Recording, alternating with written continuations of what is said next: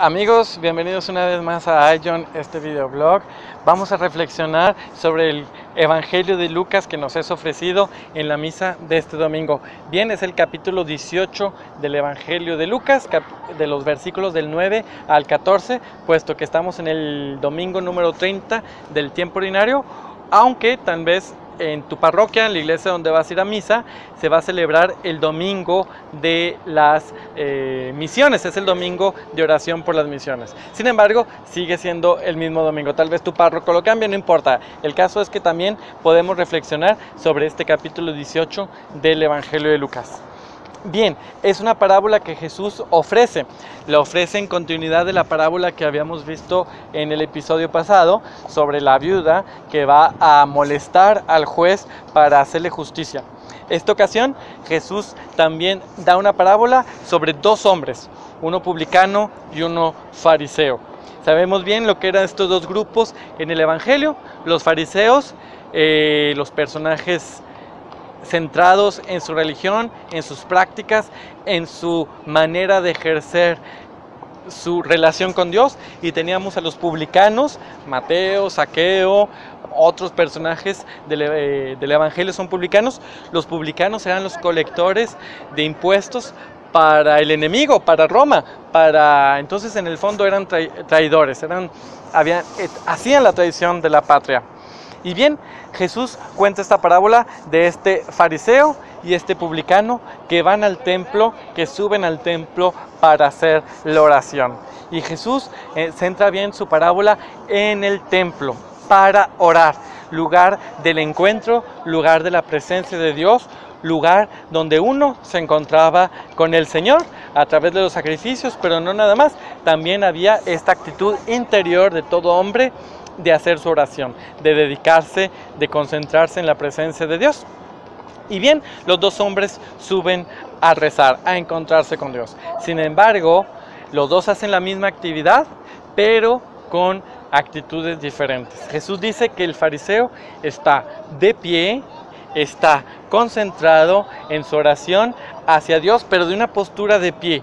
Y le dice: Señor, te doy gracias porque soy bueno, porque pago el diezmo, porque hago mis sacrificios, porque hago mis oraciones, etc. Felicidades, es un excelente hombre religioso. Podemos pensar también en el joven rico, que a Jesús, cuando le dicta la lista de los mandamientos, le dice, contesta el joven rico: Maestro, todo esto lo he cumplido desde mi juventud.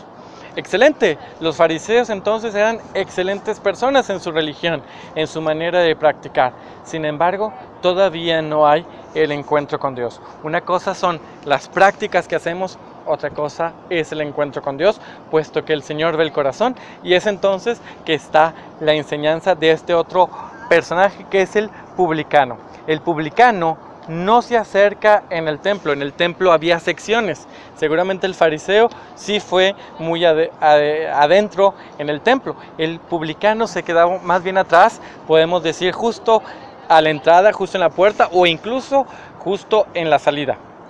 Y está inclinado hacia abajo, está postrado a tierra, se golpea el pecho y le dice: Señor, apiádate de mí, porque soy un hombre pecador. Una sola frase bastó para su oración. Le pide al Señor piedad, le pide al Señor su misericordia. Señor, apiádate de mí, que soy un hombre pecador. Pero la actitud es diferente. La actitud es central en nuestra oración, y el Señor lo sabe, y por eso nos da esta parábola. Jesús dice al terminar la parábola: y bien, yo les aseguro que este hombre, el publicano que pedía perdón a Dios, bajó justificado. Recordemos que la palabra justicia en los evangelios es la santidad, como San José. San José, el papá de Jesús, el papá adoptivo de Jesús, el esposo de la Virgen María, se dice que es un hombre justo, es decir, un hombre santo, un hombre que encontró la santidad a los ojos de Dios. Así este publicano, después de hacer esta oración con esta actitud humilde, está justificado. Y bien, por eso existe esta frase que Jesús dice al final de la parábola: todo el que se humilla será enaltecido. Esta frase es lo que da el sentido a toda la parábola, pero también a nuestra oración. Si nos humillamos, seremos enaltecidos. Ahora, esta palabra, ser enaltecido o ser exaltado, es la misma palabra que utiliza la Virgen María en el Magnificat. Engrandece a los humildes o enaltece a los humildes. Vean qué hermosa palabra San Lucas utiliza para hablar que la actitud humilde en la oración es lo que nos va a llevar a la exaltación.